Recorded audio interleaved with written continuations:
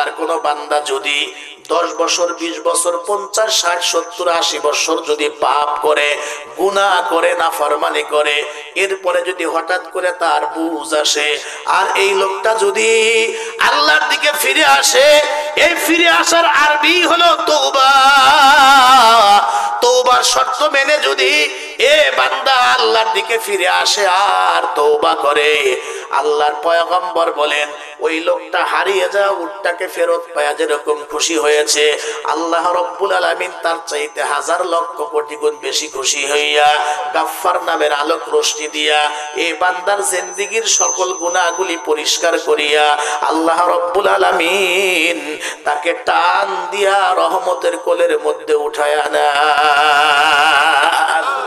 আমার দিকে খেয়াল করেন, আপনাদের মনোযোগ আছে তো?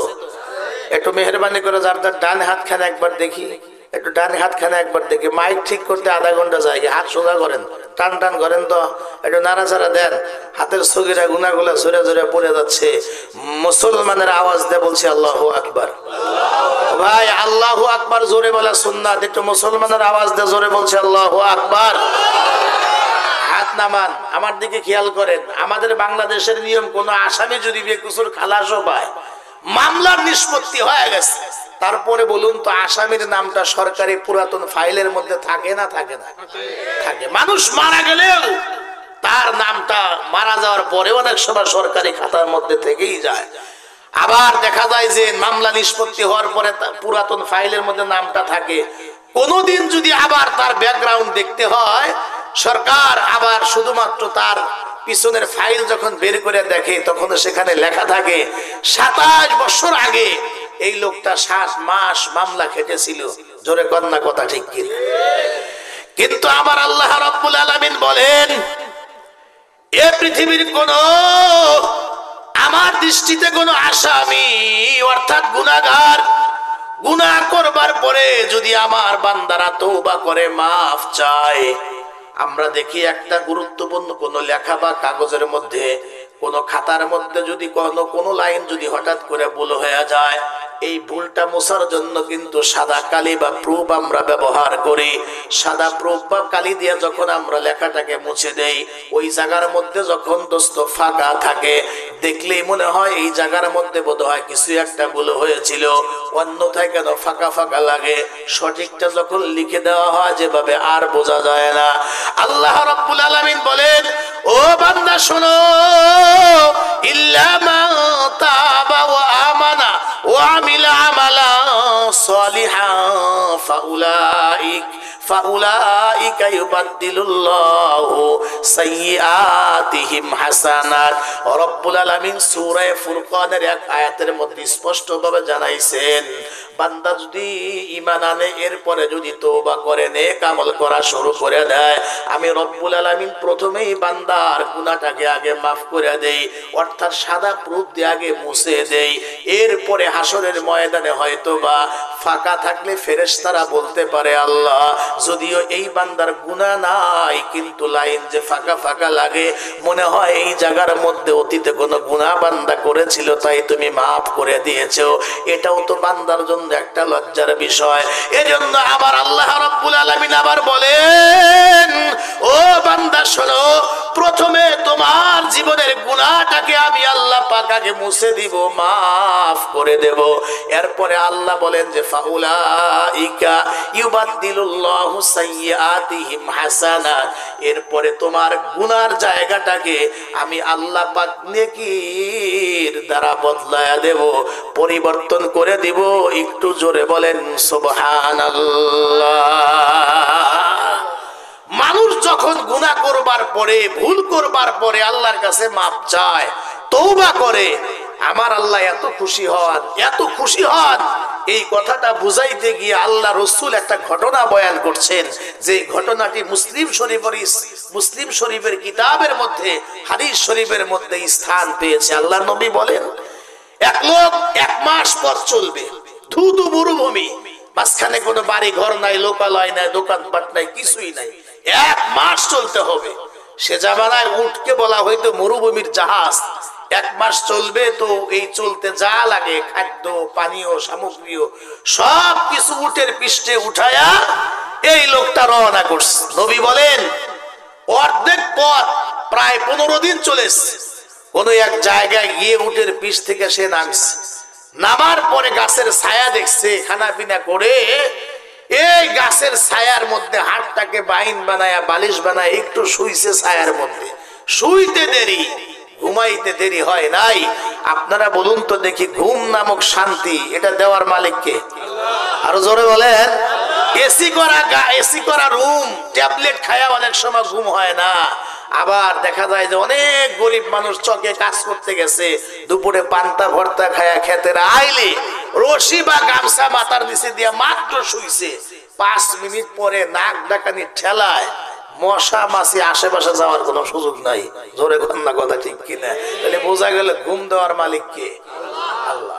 আমার এক শিক্ষক বলে যে হুজুর এরা কেমনে পড়ে, এক ছাত্ররে দেখায় বলে এত ঘুম আল্লাহ ওরে দিছে।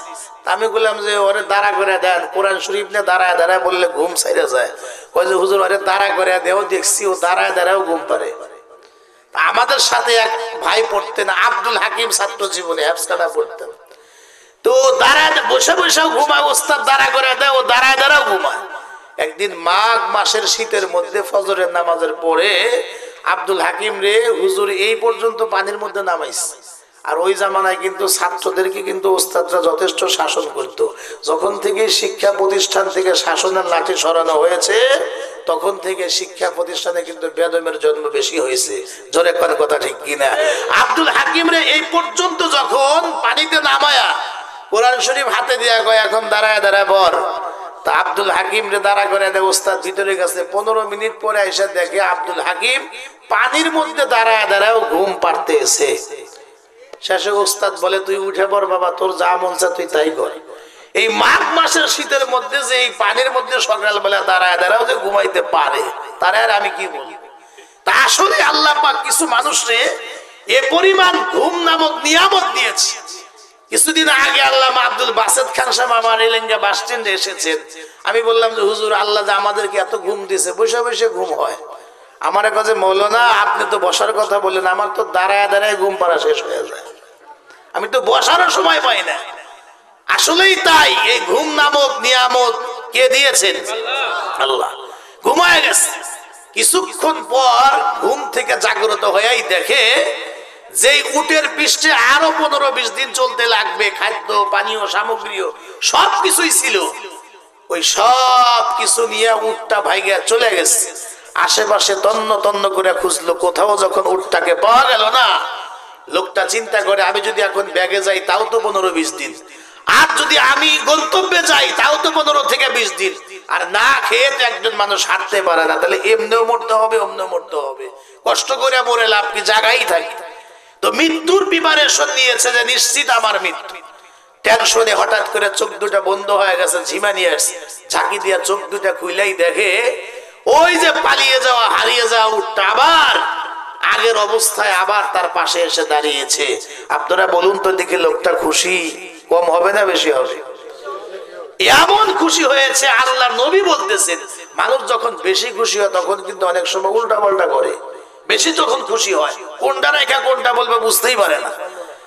তো এমন সময় লোকটা এমন খুশি হয়েছে, নবী বলতেছে দুইটা হাত উঁচু করে, আল্লাহ আল্লাহ কি বলে যে তোমার শুকরিয়া আদায় করব, তুমি যে আমার উপর কি দয়াটাই যে করলা, আর দয়া করবাই না কেন, কারণ আমি যে তোমার রব আর তুমি যে আমার গোলাম। বাক্য কি ঠিক আছে? সম্পূর্ণ বাক্য চেঞ্জ হয়ে গেছে। বলা উচিত ছিল দয়া তো করবাই, কারণ আমি তোমার গোলাম আর তুমি আমার রব। এত খুশি হয়েছে আল্লাহ নবী বলেন যে বাক্যটাই পাল্টায়া দিয়েছে। জোরে বলেন সুবহানাল্লাহ। আল্লাহর পয়গম্বর এই ঘটনা বলবার পরে বলেন, ও আমার উম্মতেরা শোনো,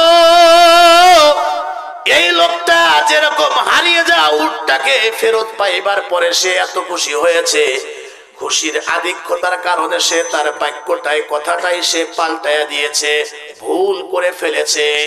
ঠিক একইভাবে আল্লাহর কোন বান্দা যদি 10 বছর 20 বছর 50 60 70 80 বছর যদি পাপ করে, গুনাহ করে, নাফরমানি করে, এরপরে যদি হঠাৎ করে তার বুঝ আসে আর এই লোকটা যদি আল্লাহর দিকে ফিরে আসে, এই ফিরে আসার আরবি হলো তওবা।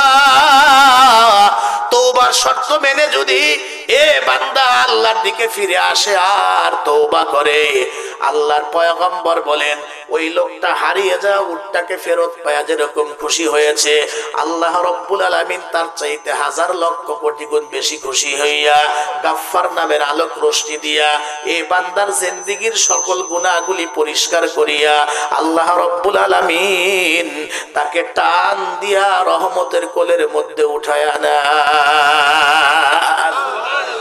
ও আমার সম্মানিতা মা এবং বোনেরা, নওজোয়ান যুবক ভাইরা,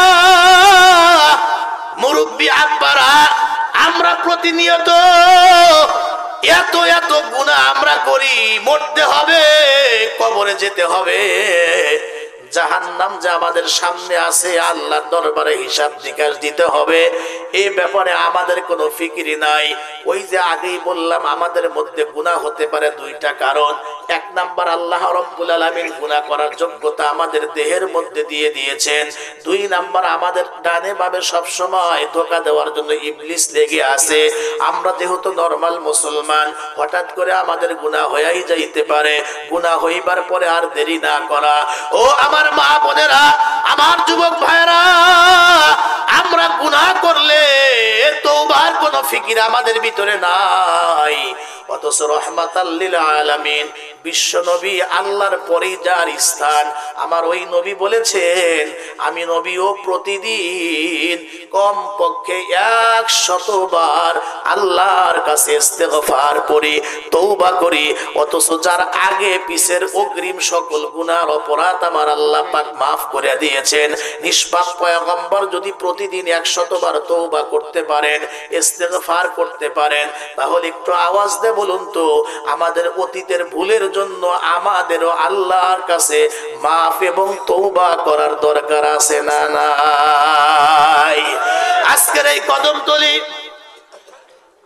আপনারা একটু দয়া করে সামনের দিকে একটু আগায় বসলে ভালো হয়। একটু আগায় বসি, একটু আগায় বসি, মহব্বতের সঙ্গে কালেমা পড়ছি, লা ইলাহা ইল্লাল্লাহ, লা ইলাহা ইল্লাল্লাহ। একেবারেই একদম সামনে আগে আসি, ফাঁকা থাকলে একটু পিছন দিকে থাকবে। আর যারা এখনো পর্যন্ত আসেন নাই, আর হয়তো বা 10 জন লোক আমরা ভিতরে ঢুকাবো, তারপরে আমরা গেট লাগাই দিব। খিচুড়ি আছে কি? মেলা খিচুড়ি 5 দেখো আর 10 দেখো, 10 মিনিটের মধ্যে যদি কেউ না ঢোকে, হেরে আর খিচুড়ি দেওয়া হবো না। এটা বলে যাবো 10 মিনিট পরে ওখানে বাঁশ দিয়ে আমরা বেড়া দিব। এই যুবক ভাইরা, যারা এখনো পর্যন্ত ভিতরে ঢোকো নাই, কান খুলে শুনে রাখো, 10 মিনিটের মধ্যে যদি কেউ না ঢোকে, আমরা এখানে গেট লাগাই দিব। এরপরে আর ঢুকতেও দেবো না, খিচুড়িও তাদেরকে দেওয়া হবে না। তোর এখন কথা ঠিক কিনা? আর এখানে বেশি লোক আসবেও না। আর হয়তো বা 20 জন লোক আমরা ভিতরে ঢুকাবো। যারা বাহিরে আসো, ছেলেবেলেরা, যুবক ভাইয়েরা, তাড়াতাড়ি করে চলে আসো। আর যারা আমরা এসে পড়েছি, যদি একটু পিছন দিকে ফাঁকা জায়গা রেখে দেওয়া যায়, একটু আমরা দয়া করে সামনের দিকে আগায় বসি, একটু আগায় বসি, মহব্বতের সঙ্গে কালেমা পড়ছি, লা ইলাহা ইল্লাল্লাহ, লা ইলাহা ইল্লাল্লাহু মুহাম্মাদুর রাসূলুল্লাহ। আমি বলছিলাম আমাদেরও অতীতের জিন্দেগীর শত শত ভুল, এই ভুলের জন্য কিন্তু আমাদের আল্লাহর কাছে কিন্তু তওবা করা দরকার। অতীতের মুসলমানদের অবস্থা ছিল এমন, হঠাৎ যদি কোনো ভুল হয়ে যাইতো, তারা এই ভুলের জন্য, এই গুনাহটা মাফের জন্য তারা পেরেশান হয়ে যাইতো, অস্থির হয়ে যাইতো। যতক্ষণ না পর্যন্ত এই গুনাহ থেকে তওবা না করবে, পবিত্র না হবে, ততক্ষণ পর্যন্ত তারা কোনোভাবে স্থির হতে পারে নাই।